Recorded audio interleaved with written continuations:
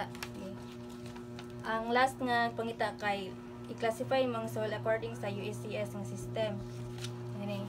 Kani USCS ng system. So kani.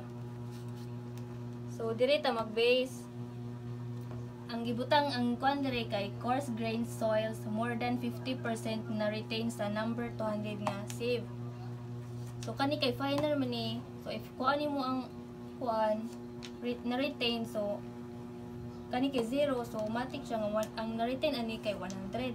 So dire siya na sud ang kani nga equation. So man ka dire, check na ka dire. Ay na pud ka sa ikaduha. Compare nimo ang first kay sand kay more than 50% of coarse fraction passes number 4. So dire number 4 more than 50%, so check siya dire.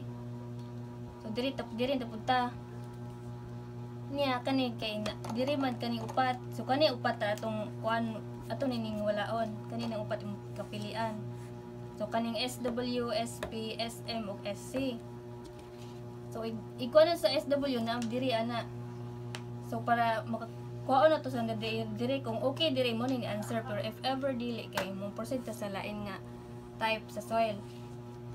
So ang yang gikuan diri kay CU. Condition niya diri kay CU is equals to D60 over D10. Nya ang dapat answer na kay dapat more than 6. So na naman tayo kuan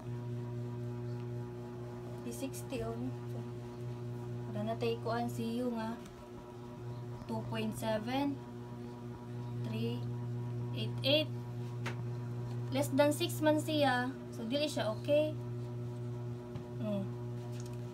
Unya so dili na siya okay dire, so syempre dili pud siya dire.